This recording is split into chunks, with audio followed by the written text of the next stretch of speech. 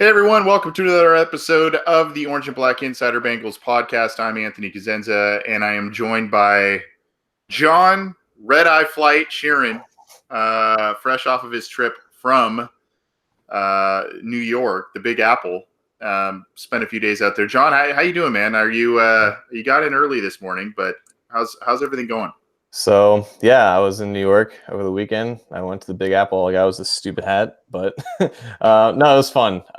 It's bigger, I guess, than I thought because it doesn't look like it's 7 miles Manhattan on the map, but it really is, and it takes a while to get around.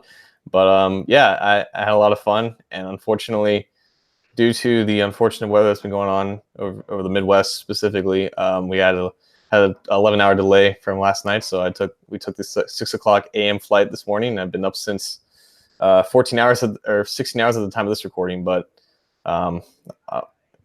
just before we get started, though, I know we have a lot of listeners in obviously the Cincinnati area, but also not only just Kentucky, like our friend of the show John is, but also in Dayton. And Dayton had a lot of damage from some tornadoes that happened while I was gone. And just looking at some of the images in the video, I have a couple friends who live in Dayton, and fortunately they were all right and didn't receive any damage. But that's a lot of, I mean, you see that a lot around the country, specifically in the Midwest, but it never really reaches Ohio unless it's a rare occasion. But just thoughts and prayers to those who were affected from the tornadoes in Dayton, and even in Kansas City. I heard they had a big one too. So it was unfortunate that our flight got delayed, but obviously people were going through a lot worse than that. So thoughts and prayers to them. Yeah, I'm glad you brought that up. I mean, I haven't heard from him yet, but our old friend and semi co-host Scott Schulte kind of is in, I think, the Dayton-ish area.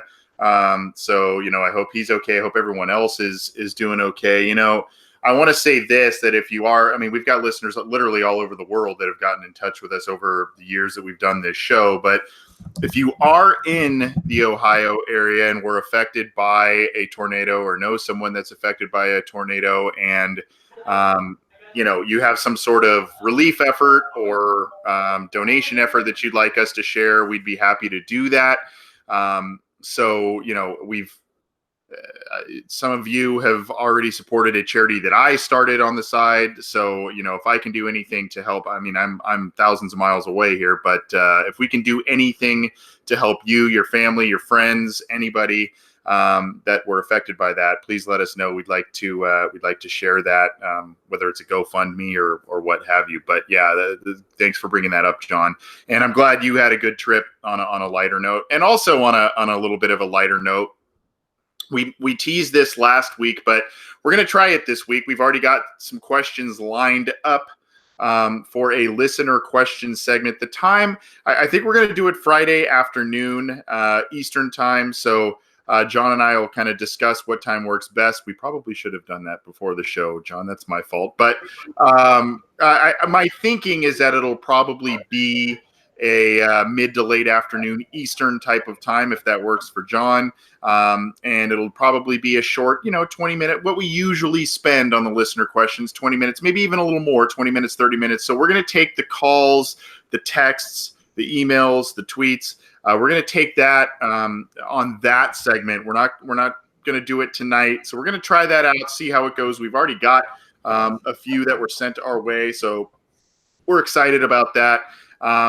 Just a little switch up. So that way this main show is a little bit more digestible. You have the listener questions and basically a little episode dedicated for the listeners, because we want to keep that going. So, you can hit us up on the OBI line, 949-542-6241. We'll be taking texts, throughout the week and everything. So you can always leave those. You can call during that live broadcast. It'll be very similar to what we do with the main show live broadcast. Do it through YouTube. And cincyjungle.com, I believe. And then we'll have all of the audio and everything on our channel. So still get in touch with us. You can send us an email, theobinsider@gmail.com. You can get in touch with us on Twitter @BengalsOBI, or if you want to get in touch with John directly @John__Sheeran, and send us a question. We want to still continue that. You guys drive this show. but we've just kind of felt that the main show is going a little too long, so we want to kind of keep this a little bit more manageable, and then do a specific, basically a specific small show to the listeners dedicated to you, so you still get your voice heard, you still have your questions answered. So we want to keep that going, and we appreciate the feedback that we've already received in terms of questions and all of that going forward. So again, it'll be this Friday afternoon. The main show will continue to be on Wednesdays. I don't know if Friday is going to be the designated day going forward for the listener questions, but hey, we're trying it out this week. We're coming off a holiday weekend, and we're getting our bearings. So stick with us. Join us for that. It should be a lot of fun, and we'll kind of continue that going on. John, let's just kind of start with a little bit of news and notes this week.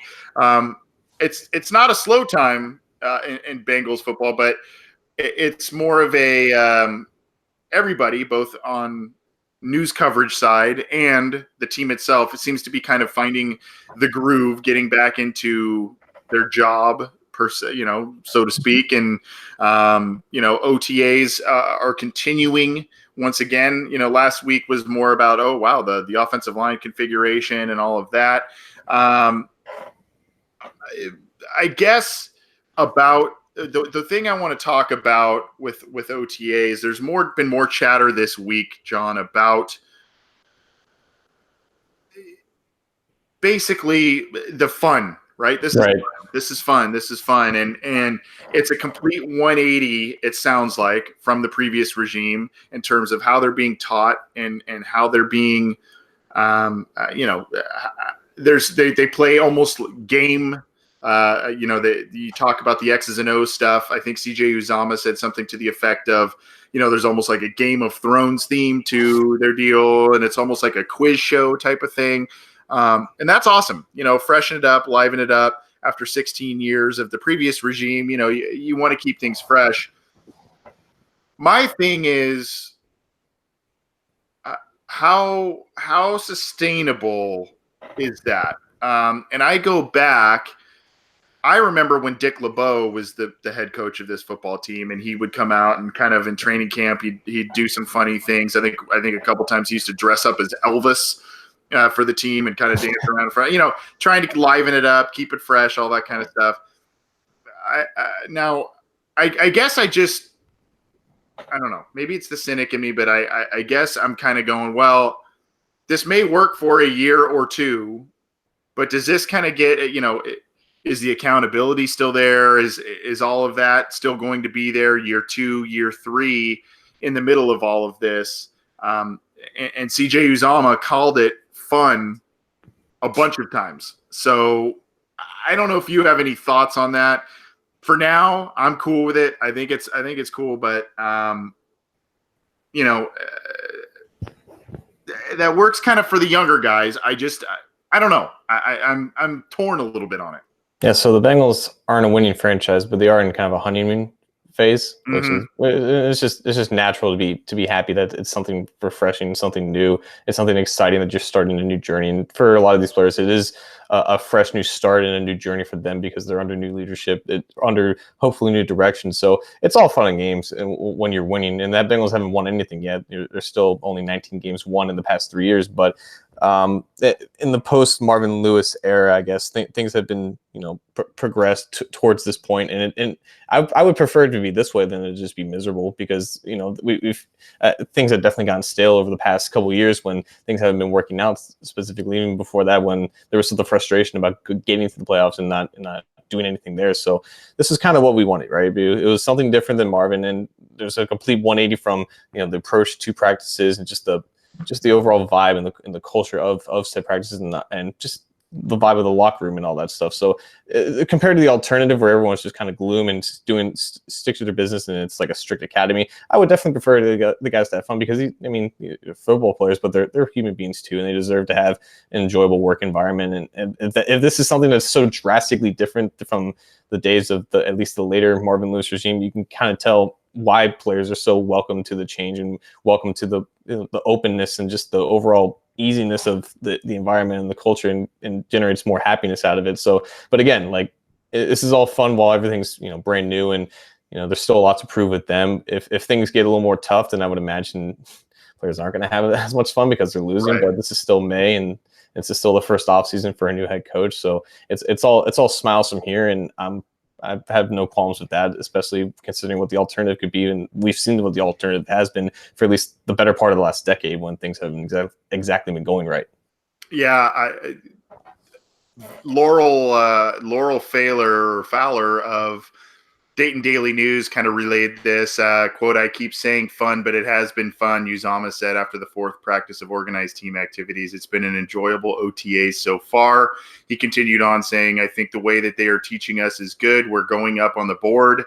We're doing walkthroughs where he's challenging us, meaning Zach Taylor, challenging us as players in front of the offense to go up and write out everything, not just what you have to do on the play, but everything.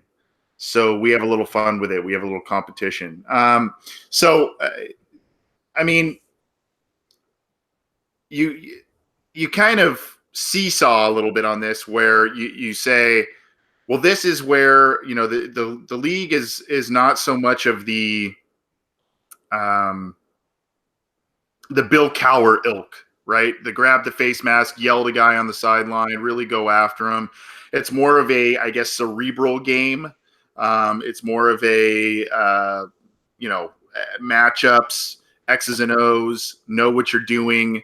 Analytics. Formation heavy, analytics, yeah. I think Bill Belichick is a great blend of that old school tough guy coach, but also the guy that embraces all of that stuff. And I think that's why the Patriots continue to be the preeminent franchise in the NFL. But I guess I just, we got to enjoy it now. We got to enjoy this right now. But, I think back, I mentioned Dick LeBeau. That was, 20 years ago. I can think back as recent as Chip Kelly, right? Everybody loved, in that first year under Chip Kelly, everybody loved what they were doing, and the offense was a hell of a lot of fun, and everybody was having a great time, and they were going to run, 60 plays on offense, all this kind of stuff, right? It seems as if Zach Taylor maybe has a little bit more of an even keeled demeanor than a Chip Kelly, but it's scenarios like that where how quickly is this going to dissipate? We're hearing a lot of positive things from OTAs, and I don't want to pour the cold bucket of water on it, but I'm just wondering about the sustainability of it. That's kind of where I'm at with it. And like you said, John, if the hits the fan and they start losing, this team doesn't get off to that 3-1, 4-1 start that everybody hopes that they do, what's the attitude going to be then? Right. And is this going to be like, oh my, what did we get ourselves into with this hire? And that was definitely, I think, the risk with it, because he was such an unknown. And you mentioned the Patriots and how they can sustain success. You talk about, is this sustainable? It's sustainable in New England because Belichick has already established that culture and that working environment and that company MO, if you will. And he's constantly bringing in, assistants under him that can continue relaying that mindset and that culture throughout the entire building. So it's Belichick kind of micromanaging, everyone doing their jobs and whatnot, but it's the guys who under him who understand the message that he's trying to convey, and it's worked for so long, and that's why everything has been able to be sustainable up there. And I think that's exactly what Zach Taylor's trying to do. He's trying to put his own spin on it, and I think that's extremely welcome in this scenario for what he's getting himself into, because he knows that he can't be anything like the head coach that he's replacing. That's the whole reason why Zach Taylor is here in the first place. He's here to be different. He's here to bring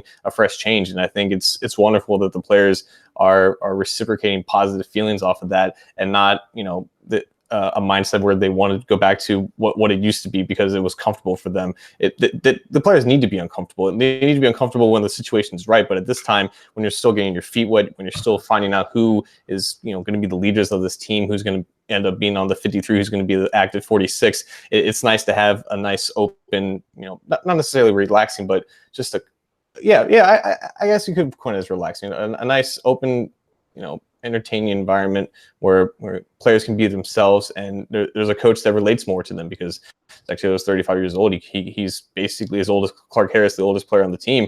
So there's that layer of there's that dimension of relatability with all these other players, because the average age of the team is, I think, only 25 and a half, 26 years old. It's one of the youngest in the NFL. So I think that factor definitely helps with that and is enhancing this environment that we're seeing stem from OTA. So I think it's still a positive, but like you said, if things don't go right, we're going to have to see how things evolve and how things change. And I don't think he should change necessarily too much. You just got to adapt to what needs to be changed, and hopefully the culture that he's established maintains through that, and they can kind of roll with the punches instead of, looking back and saying, well, everything's destroyed.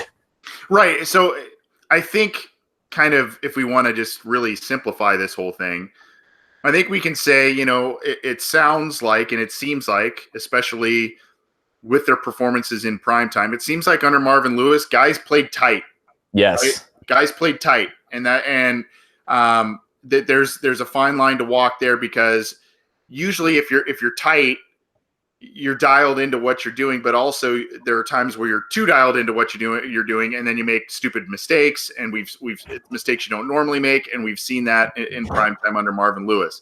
The other side, if it is kind of a little more kickback and, hey, know what you're doing, but I'm not going to jump down your throat, that sort of thing. Let's study this a different way. That can be, especially for the guys that were on the team last year, that can be a very refreshing approach. But, also sometimes if a team is not mature enough, the lack of accountability or maybe a thought of, I'm not going to get screamed at if something goes wrong here.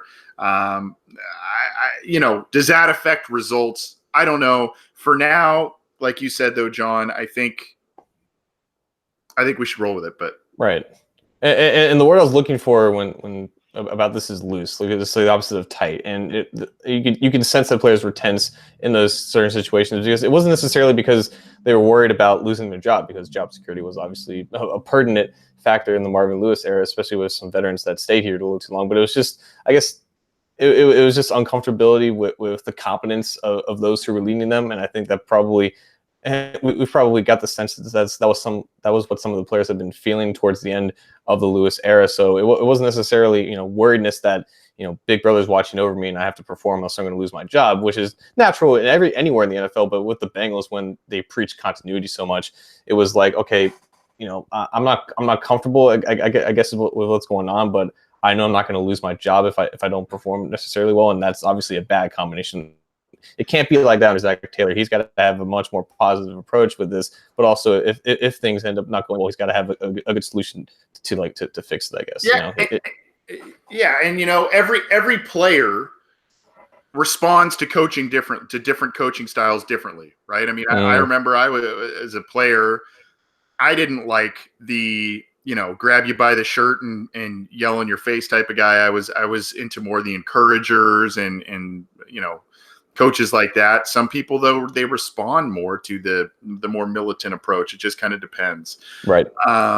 So, yeah, I mean, a couple of comments in the live YouTube chat. Terry Oldiker says, if the players are having fun, that must mean they're learning more. Okay. Andrew Greer says, I feel the team's more upbeat with the new coaches. Yes. And Will Smith just kind of says, I hope Coach Taylor has some offensive packages with both Gio and Joe Mixon on the field at the same time. I think a lot of people want that. So, yeah. Last week, John, we talked about a specific big name free agent off the street that could be headed to Cincinnati, and kind of like we expected, a little too good to be true. Gerald McCoy visited the Browns and visited the Ravens. The Bengals had expressed interest, not really publicly, but through their various sources, and the media found out, they expressed that. It would seem that the price tag maybe McCoy is commanding is probably a little too high for the Cincinnati Bengals. As of Wednesday, basically it would seem that it's a 2-horse race between and it's awesome because it's in the teams in the AFC North, the Browns and the Ravens. The Browns still somehow have more cap space than the Cincinnati Bengals based on all the moves that they have made. And the Ravens are a little bit less. But he seems destined to be heading to one of those teams as of this moment. What are your thoughts on that? I think also do you blame I think him? also yeah, I think also the Panthers are. I think he's visiting the Panthers. I think later this week. So Okay. he's keeping. So I mean, he's just playing the leverage game, and that might have been what he was doing with the Bengals. And if he had both the Browns and the Ravens on his short list, mentioning the Bengals, making that public information, it would probably incentivize the Browns and the Ravens because they're like we're feeling the same way, right? We don't want McCoy to go to a division rival, and I'm sure the Browns and Ravens didn't like hearing that the Bengals were interested and that he also expressed mutual interest in that. So it's definitely a leverage game with McCoy, and I think also McCoy's replacement in Tampa Bay and Ndamukong Suh, his official contract I think was about 9 to 10 million for just 1 year, which probably set the market for what McCoy was going to get because he was cut from the Buccaneers about to earn like 13, so he wasn't going to get that. Obviously, if Tampa Bay was going to pay him that, but he wasn't. But I think perhaps Bengals fans had a little bit higher expectations about that contract number being a little bit lower, probably like in the 6 or 7 million range, which maybe the Bengals could afford. But if he hasn't accepted the deal by now, I don't think it's going to be anything less than probably what Ndamukong Suh is going to get, and it might be for a starter's role, and he probably wouldn't get that here in Cincinnati with Geno Atkins still here. But I mean, it is what it is. It wasn't likely in the first place. But at the end of the day, I think it was just nice to have that mutual interest go back and forth where the Bengals were interested in bringing in a premier talent, even if he wouldn't be necessarily a starter, but he would still play significant snaps. And if McCoy's thoughts and statements on the Bengals were genuine, then that's cool too. But at the end of the day, like there's still, I've said it a million times with the Bengals, it's just baby steps, right? This is just the first baby step in just getting them back to normalization with the rest of the league, and try to learn from this. And I guess they were just kind of used in some sort of leverage game, which was expected, but still, whatever. Yeah, I mean, it's not devastating. No. But my thing is, aside one part of it is, the Bengals yet again miss out on a premier free agent outside signing that could really improve their football team. So if you look at how poor they were defensively last year, you would think, and the defensive line was some of that.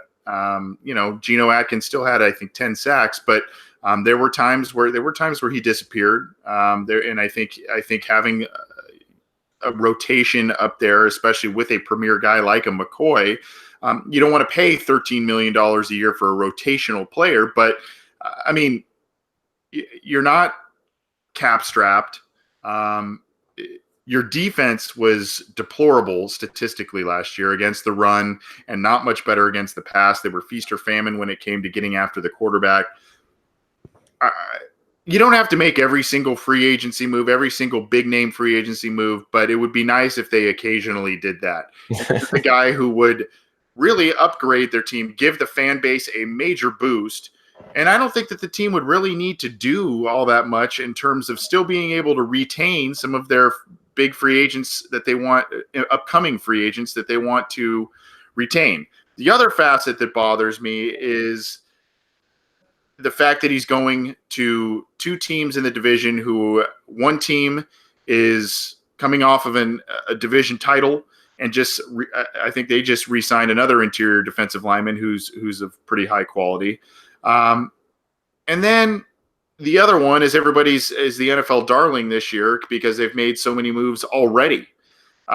So I guess, and then you're going to have to face the guy twice a year. So, I guess it just gets a little frustrating, the same old song and dance, even with this new coaching regime and these good feelings. It just seems like, oh boy, okay, well it was nice that they had interest, but it's just kind of like, well, it's the same thing we have seen and heard a lot. Yeah, it only really hurts because he's probably going to go to a division rival, and they're going to have to face him twice a year, like you said. But at the end of the day, like this is May, and typically these free agents will end up going where more of the money is at, right? And I think Jonathan Hankins was like a comparable signing with the Raiders, like the last couple of years. I think he only ended up signing like in July or August, like one of the years. I think it might have been 2017, where he's on the market for a long time, and his price naturally went down. But this is still Obviously, it's not March where the market has recently reset, but he's still a premier talent, and those teams are going to have the cap space to pull this off. And at the end of the day, for the Bengals, I think it's just about value, where they're seeing a guy who can play 400, 500 snaps. And their top salaries at this moment are in the 16 to 14 million range. So you're talking about making McCoy one of your top 5 or 6 most paid players, and he's that talented, and he can provide that value in a vacuum. But when the Bengals perspective on value and their whole view on it varies differently from you and I and from the rest of the fan base, and that hasn't really changed regardless about who's head coach. So I think it all boils down to that, and it definitely hurts a little bit more that he's probably going to go to a division rival and make them better, especially with the Ravens, who are already stacked on the defensive line. So just adding McCoy for that price, it stings. And not only on the defensive line, but they've added talent all over that defense, all over the levels of that defense. Earl Thomas comes to mind with that. So that defense is going to be good if he goes there. And the Browns really just needed like a 3 technique to really fill out that defense, because they're solid all over. So either defense would be improved, and the Bengals would definitely be improved. But I think this just comes down to value with that. And if the Bengals had no interest in paying McCoy or matching McCoy's salary to what the Browns or the Ravens can offer him, then this was just nothing more than just a leverage play from him. Yep, and as of Wednesday, he is not signed anywhere, and there might be other teams in the mix. It just seems unlikely at this point that the Bengals would reemerge as a front runner for his services. John, we did set out a poll a while ago, basically asking what is the most important potential Bengals forthcoming move. Is it extending AJ Green, signing Gerald McCoy, or extending Tyler Boyd? Pretty even results so far in the poll. 33% say extending AJ Green, 31% says sign Gerald McCoy, and 36% says extend Tyler Boyd. What do you have on that one? That's very interesting. I've been kind of like, in my own spare time, I've been looking at quarterback situations throughout the league, and just how I would rank, like, not just current talent, but also just future implications. And I think that same mindset and argument would go between Tyler Boyd and AJ Green, because right now AJ Green's unquestionably the better receiver. He's the top 10 receiver in the league, no matter how you would rank the other 9. And he's the best player on the Bengals offense, if not the whole team. But he's 31 years old, and his best days probably aren't done, but they're definitely numbered compared to the last time he signed a contract beyond his rookie year. Now you have Boyd, who's 24, 25 years old. He's entering the prime of his career. He doesn't bring as much to the table as an athlete or just as a receiver in general that Green does, but you're looking at him being potentially a long-term piece to the team, whereas Green would probably play for one more big contract, and then you probably see the end of his prime. So I think it's fine to have both of equal importance, because they kind of balance each other out, because Green is the better receiver, but he has less of a future than potentially what Boyd does. Boyd's ascending, but he's just not at Green's level. And I think that's definitely something that the front office is going to kind of play with, because I think the plan is to sign both of them. But if they had to pick one, I honestly don't know who I would pick in that situation, because I think the front office loves Green more than anything and would love to get him under a contract and have him be like their Larry Fitzgerald, because I think that's kind of what Green sees himself as. But in terms of what brings more value, like, Boyd is definitely intriguing, and if he hits the open market, it's going to be for a lot more than I think what the Bengals are going to offer him at the end of the summer. So I think it's definitely interesting to see both of them equal, because I think both of their factors kind of counter each other out, for they're almost at equal level of playing field in terms of significance about who to sign.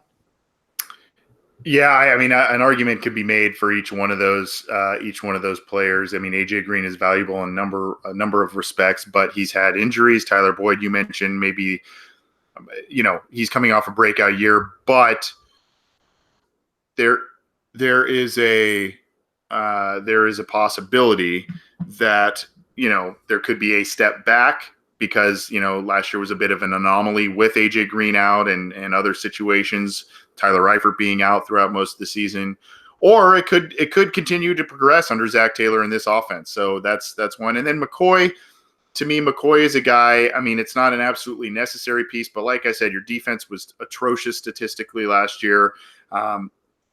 You have the money for it, and it's a win now move. It excites the fan base, and you're taking away from your division rivals who also want them. So, I mean, all of that, you don't want to base what you do on other teams necessarily, but if you're able to knock down your division rivals a peg by signing a quality player, I think you really look pretty hard at doing that. Interesting comment in the live YouTube chat from Captain Camerica, saying, if the Browns have McCoy, Sheldon Richardson, Myles Garrett, and Olivier Vernon, we are done. So that would be a very formidable front, to be sure. And the Bengals invested a lot on their offensive line, including this year in free agency and the draft. So that will be very interesting to see if that's where McCoy does go, how that matchup will play out twice a year with the Bengals and the Browns. This is the Orange and Black Insider Bengals podcast. He's John Sheeran, fresh back from New York, and I'm Anthony, because I'm bringing you this show as we normally do. As I mentioned at the beginning of the show, we're going to be doing a listener question mini show later this week. We're going to record it on Friday, so get us your listener questions. You can still call and leave us a message if you want to beforehand. You can send us a text at 949-542-6241. We may scour the live YouTube chat of this time of this show, and then obviously we'll be doing a live broadcast. So you can leave your questions there. Call in that day as well. You can send us an email at theobinsider@gmail.com, or you can tweet us at BengalsOBI or at John__Sheeran on Twitter. Otherwise, you can get this show on a number of platforms, as you usually can: iTunes, Stitcher, Spotify, Google Play, Megaphone, YouTube, and Cincy Jungle. So get to us how you can, get in touch with us how you can, and we look forward to bringing you the same content and even more than we have in previous weeks, months, and years. This podcast has been around for years, if you can believe it, John. It's unbelievable. I wanted to bring this up, and this is a good segue for what we were talking about with Gerald McCoy recently. And I don't like to, we used to kind of do a little bit of a segment here and there called Hater of the Week. And it was usually a national media member that was, had a prominent platform that was hating on the Bengals, which seems to be a fun pastime of a lot of media members. But I wanted to point this one out because I thought this was really interesting. And so a lot of people we are connected to on Twitter ended up commenting on it. Evan Silva of Roto World recently tweeted out, genuine question, why do the Bengals not get more criticism for being an organization that proactively deprioritizes winning? And I guess I want to, we've talked about this, and I don't want to beat a dead horse on this topic, but I think it's especially interesting to note because, this has been such a year of transition. And the Bengals basically said, we can't win under the previous regime. We think this new regime at some point, hopefully in the very near future, will get us back to winning ways. That has occurred this offseason. But national perception is this could be a 3-win team. This tweet from Evan Silva, same old Bengals, same old ownership, all of that. So I guess what I want to ask you, there's kind of a two-part question to this. Are you buying or selling that comment by Evan Silva that the Bengals are proactively trying not to win or put a winning product on the field? I respect the hell out of Evan Silva, the content that he puts out just in fantasy, but also just in covering all 32 teams is very difficult. And one of the problems is you don't really get a sense about not only just the team of every team's intricacies with the perception of their team, but also with the fan base. And if Evan Silva, knew about Bengals Twitter as much as you and I think he would find out that there's a lot of criticism about them not being dedicated to winning or for as much as they should be, because that's been something that, Bengals Twitter and just, football Twitter in general has been, pounding them for over the past 20-something years, because they were always competent and able to compete under Marvin Lewis, but in a more broader sense, in a more deeper sense, that their organizational mindset has always limited them from going into that next level. So the Bengals have established themselves as a certain type of franchise, And I think the national media and just the national perception of that has been, okay, they are who they are. They're not really relevant in terms of changing anytime soon. So they just are who they are, and they're not worth, constantly criticizing over and over again when you have 31 other teams to cover. But when it's just Bengals Twitter, this is kind of all we talk about every year. If nothing else changes, then, you should still get criticized for it. So I do think that Silva has a point, whereas, especially in the NFL where parity is so prevalent, is king, where teams can become good in a matter of a couple of years with some key moves. There should probably be more attention focused on the Bengals not necessarily doing that, but there's also, again, with the Bengals in baby steps, them firing Marvin Lewis, them hiring a new head coach, them taking on a whole new direction from football operations, for at least on the field in that sense. We don't know if anything has really changed in the front office. I think that at the same time should be viewed as a major stepping point for them, because if we're going to play them as a team that, always fails or always never looks to, progress and evolve, then this offseason at least has to be looked in some light as a positive when you're comparing all of that towards what they've actually done. So I think it kind of goes both ways, whereas, yeah, they deserve criticism for not being as dedicated to winning as they should be, especially in the salary cap era where it's increasing every year and they don't really increase their spending relative to the salary cap. But at the same time, Bengals fans just want anything to improve with the franchise. And I think this offseason has shown some steps in that regard. So yes, there should be criticism, but yes, at the same time, there should be praise coming from that, knowing who they are and what they've established themselves from the national perception, I guess. I agree with you on a lot of different fronts that you mentioned there. I mean, Evan Silva is one of the better large media guys out there. So, it was actually kind of surprising that he just kind of randomly threw that out there. And I don't know if that was in the wake of some of the McCoy news. That is the nature of Twitter, though. So random thought. That is the nature of Twitter, though. Just random thoughts. Yeah. Yeah, that's very true. And I guess where I want to go before I kind of share more thoughts of mine on this, but where I want to go with you next on this is, okay, so, he's got a point. Silva has a point a little bit. The Bengals, have shown some signs, haven't. So, I mean, I guess if you were to say that the lack of success or the way they are, is it deliberate, or is it just sheer ineptitude? Right. Because I sit here, we've had Willie Anderson on the program, and Willie Anderson has said on the program that the difference with the Bengals pre-Marvin and post-Marvin. Now, the Bengals made a strategic move to hire Marvin Lewis because they thought he, Super Bowl winning coach within the division, from within the division, and is a guy that could maybe bring some modernity to the team, and he did. It kind of took them to a level, and then they've now decided to move into they've made another decision, which is kind of, hey, let's keep up with the league trend, or even kind of maybe even ahead of some other teams in terms of a league trend, with getting a young head coach that's offensive minded and going that route. But I still sit here and I go, are some of these things deliberate, like the choosing of not paying money to Gerald McCoy to immediately improve your team? Or is that simply, is that deliberate, or is that, just they're not apt at their positions, I guess. It might be a little bit of both. I think they have a way of doing things, and they're pretty stuck in their ways, and that'll always be the case as long as Mike Brown is not necessarily running things, but still has his name on under the president's label. So yeah, it's delivered because they have a strict budget, and that hasn't really changed no matter who the head coach is, and they have a way of bringing in new talent and prioritizing through the draft and keeping that draft capital and not necessarily dipping too far into free agency.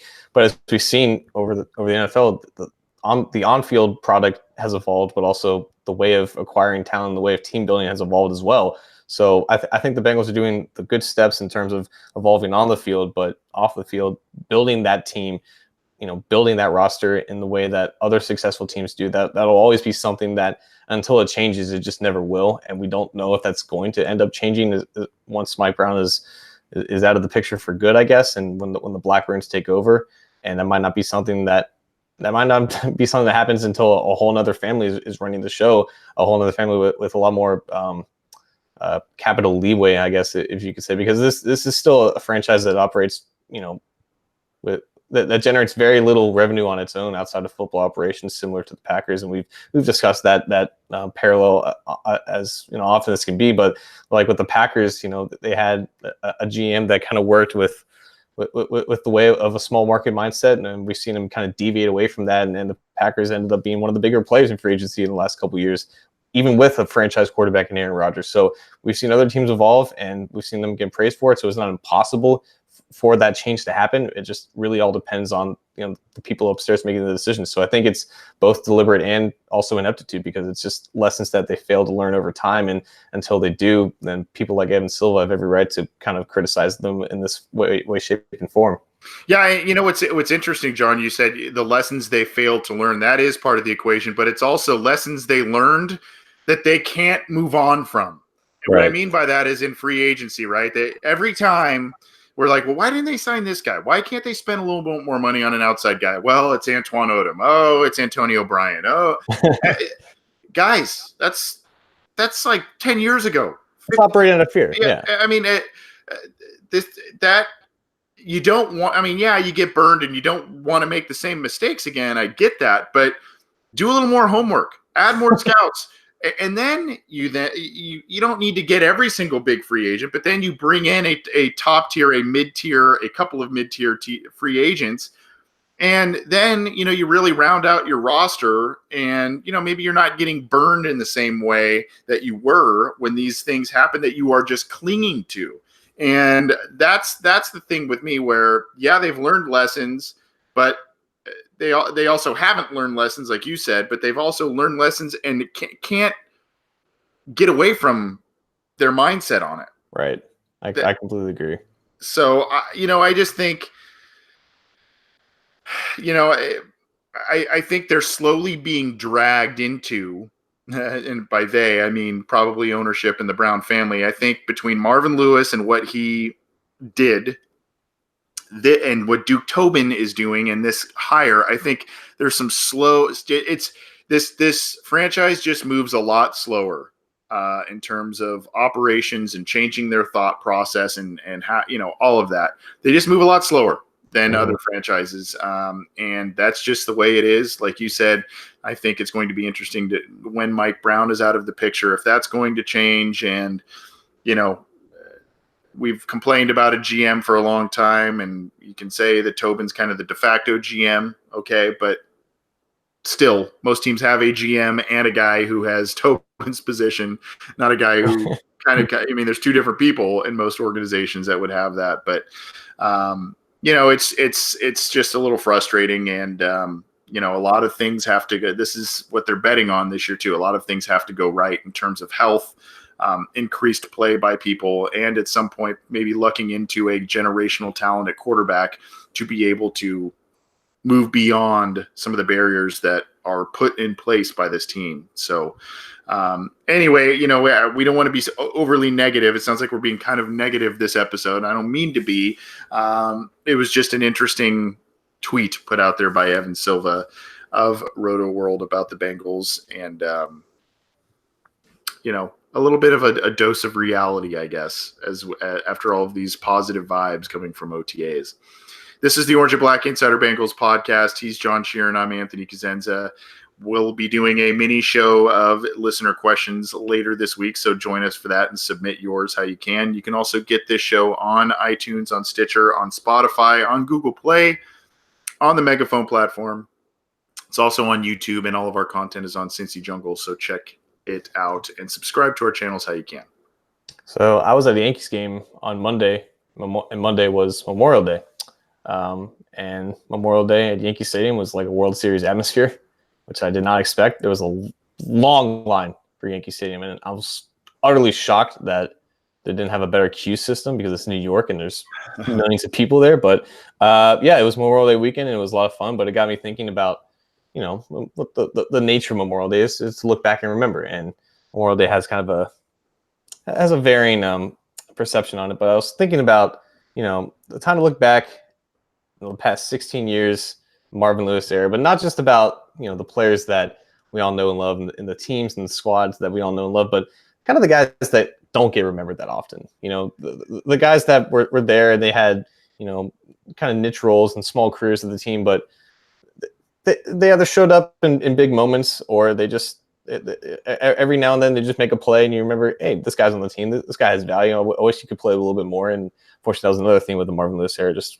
underutilization of players. But I kind of wanted to ask, and everyone in the YouTube chat can chime in as well, players that you remember liking that were either underrated and didn't really get a big role, or maybe those training camp standouts that unfortunately never really mounted anything because the touchdown Jesuses. Yes, exactly. The touchdown Jesuses, because touchdown Jesus made his name really in training camp and preseason. In training camp, going down to Georgetown training camp, that was always those are great memories of mine in terms of Bengals fandom. Just staying overnight and watching those practices, and I just remember, just a couple names that kind of stood out to me. For one, I'll just start off Maurice Purify. And I don't think a lot of viewers, especially newer fans of the team, will remember that name. But Maurice Purify was a receiver, I believe, out of I want to say Nebraska. I'm not entirely. I think it's Nebraska. Yeah. So there you go, Stanley Morgan. So that's a name to live up to. But Maurice Purify, it was like 2009, 2010 training camp, and in Georgetown they had like the giant bleachers that you could sit up on. Georgetown College was like a D3 school or whatever. But it was a couple practices and they were just running like deep go routes, whatever. And I don't know who the quarterback was. I don't think it was Palmer because he sure as hell wasn't throwing to Maurice Purify in drills. But it was just like back to back bombs to Maurice Purify down the sideline, and he would make these toe drag catches, high pointing the ball beautifully. And this is like 13-year-old John thinking, this guy's like the next Chad Johnson. He's going to be so good. He's making all these insane high plays in training camp. And I don't think he did anything in the preseason and ended up not making the team. And then I didn't hear about him for like 5 years. And I don't follow the Arena Football League, but he ended up like being playing for the Arizona Rattlers, I think. And like the seasons are completely different and the scores are completely different with that. But I just randomly saw his name on like, whatever news for Arizona Rattlers goes up. And I ended up looking at his stats. He had a season where he had like over 100 or over like 40 touchdowns and like almost like 3,000 receiving yards. I'm like, what? This is the same dude? Like those are career numbers for like an average receiver, and he's putting that up in 1 year. And I'm thinking to myself, I knew this guy was good before anyone else. And but that is definitely a name that I wish ended up being something, because I think he was talented. But obviously, the Arena Football League is different than the professional football league. But that was always a name that stuck with me throughout my fandom that I wish developed into something more. But definitely, I remember just in my early days of rooting for the team. So who do you got? Who's a name that kind of sticks out in your mind? So I've got two.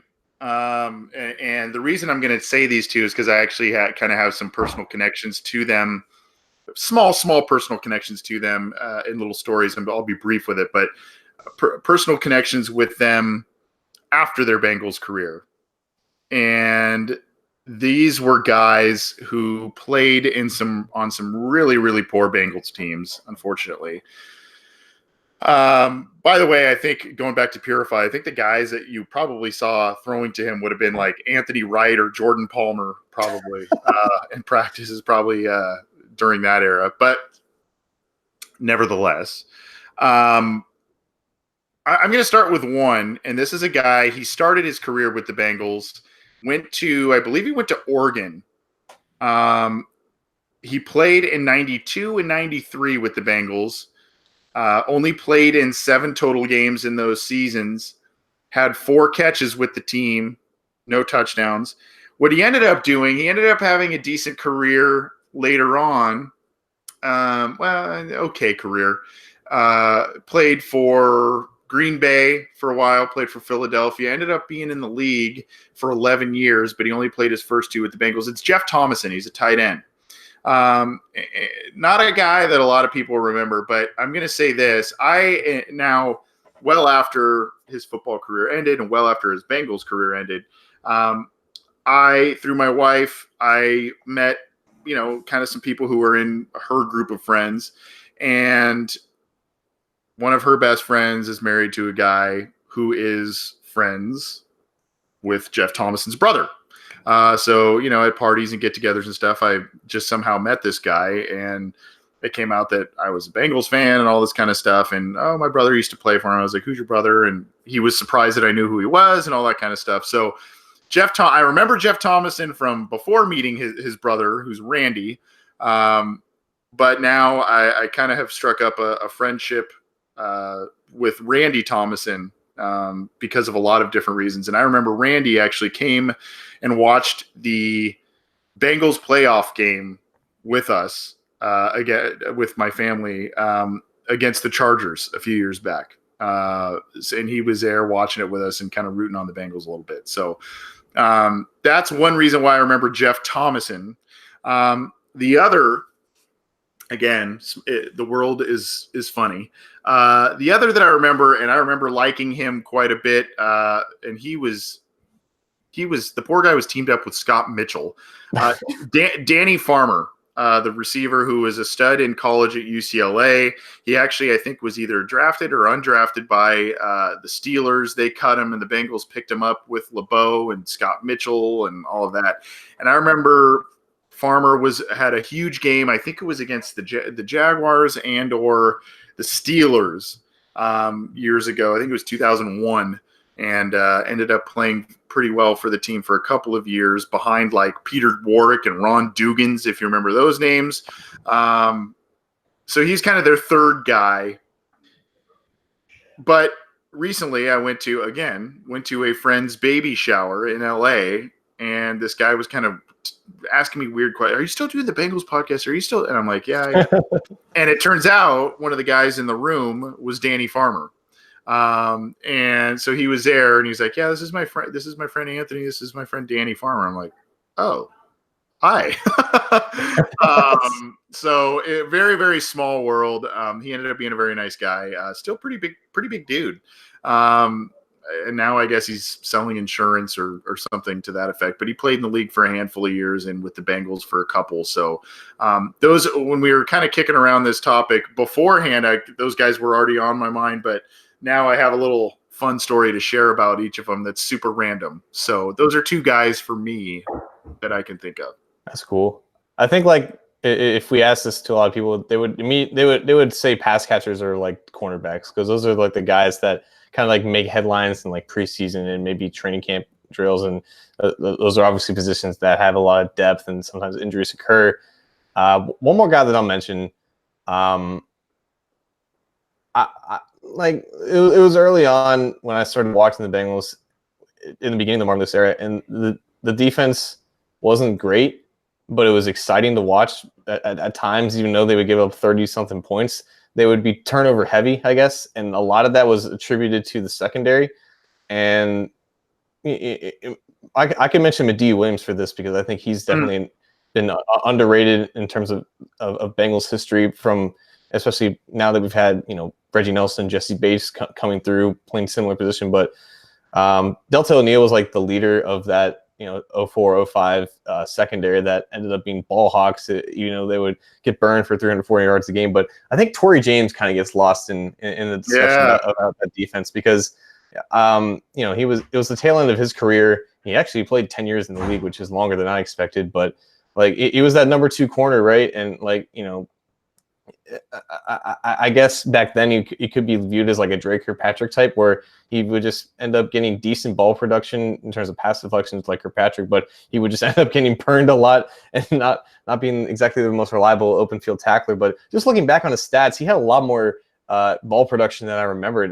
2004, when he made the Pro Bowl, he had 8 interceptions and 66 return yards, which basically encapsulates like the production of that secondary of that era of Bengals defense, where they would just be extremely opportunative, and it wasn't just Mediu and Delta, but it was also Torrey James, because Delta was still playing at a high level, so quarterbacks would sometimes target James, the 8-year veteran at the time of the 04 and 9-year veteran in 05, where he had 5 interceptions, but in his Bengals career, he had 21 interceptions in 64 games, which is pretty damn impressive, even for like the early 2000s when the league was still finding its way to becoming more of a passing league. So I just feel like he should always be like mentioned when you're talking about those defenses in the early Marvin Lewis age, when they would give up a ton of yards and there would be a lot of shootout games, but there would always be like these crazy like turnover games where they would just pick off quarterbacks 2 or 3 times, and James was a part of a lot more than I remember. So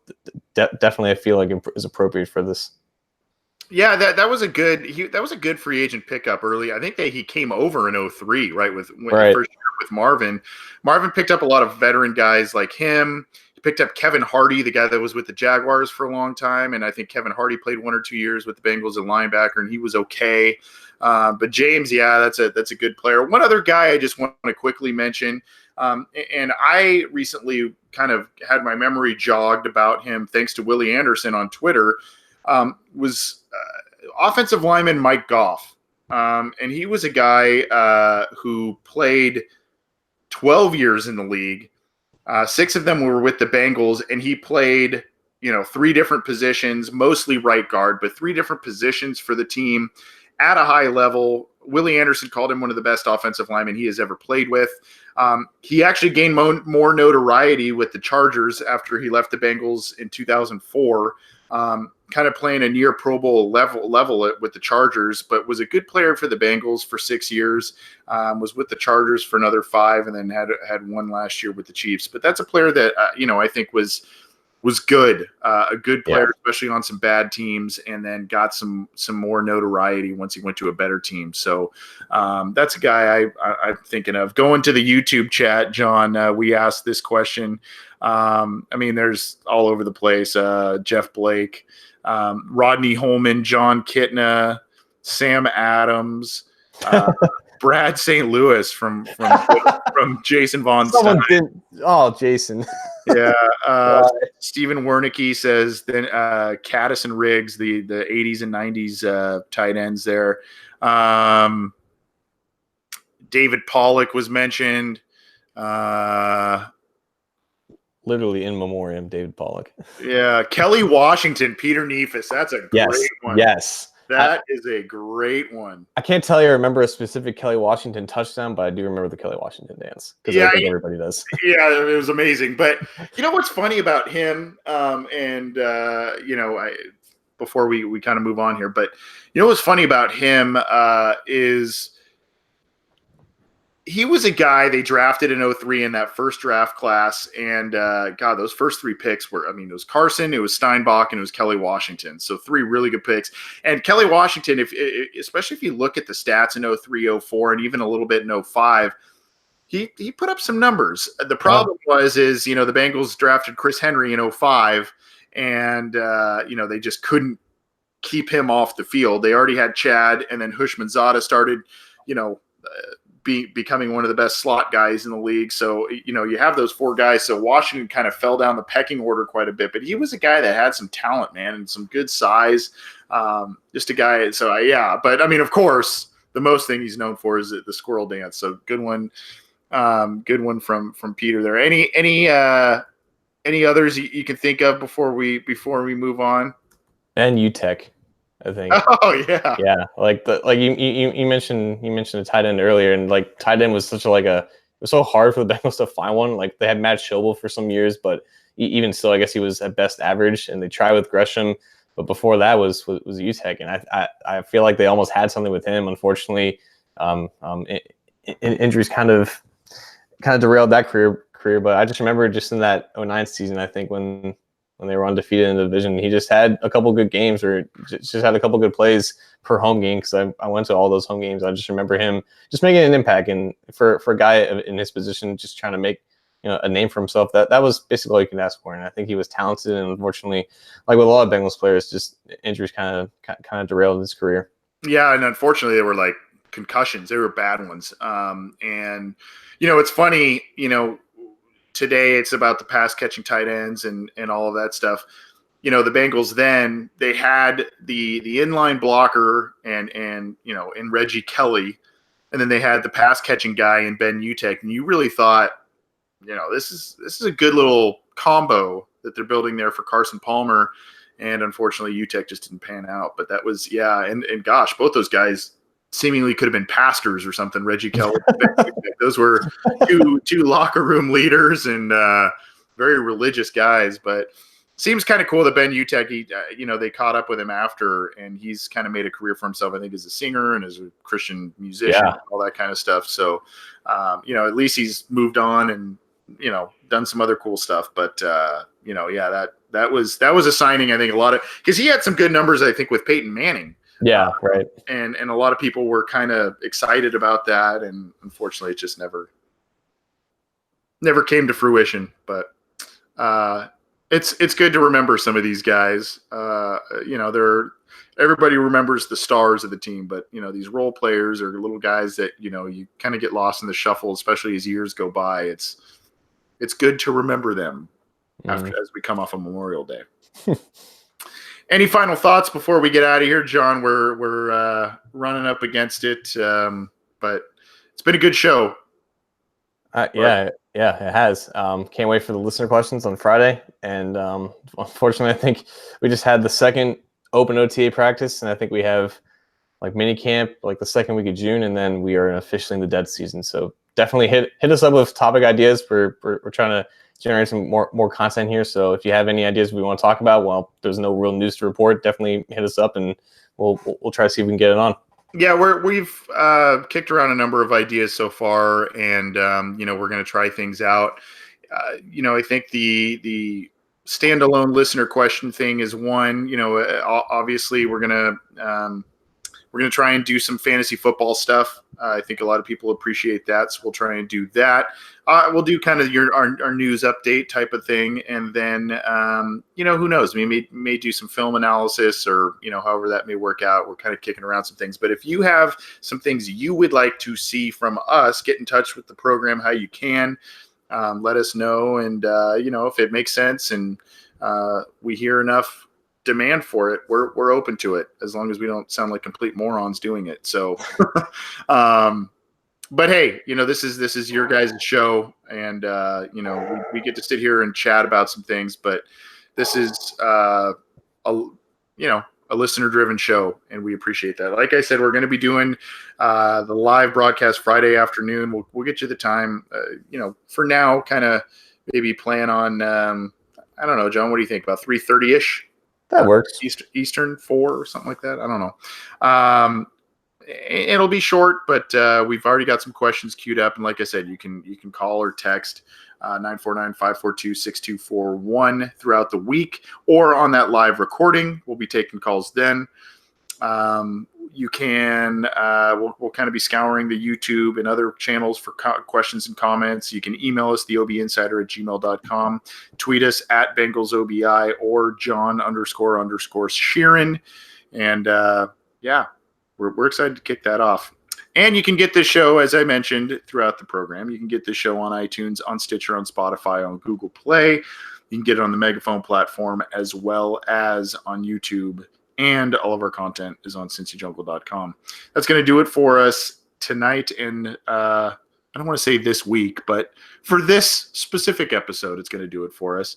Thanks for all of your support, your comments, and for those who tuned in live, thanks for downloading the program. In case you are able to join us live, like I said, we're now going to have a lot of different live broadcasts for different episodes and things we're doing. So hopefully you can catch us at some point. We'll be sure to get you the times and slates of all the things we're doing. So stay tuned. Thanks, John. I'm glad you had fun in New York, buddy. And thanks, everyone. We'll see you next time. This is the Orange and Black Insider.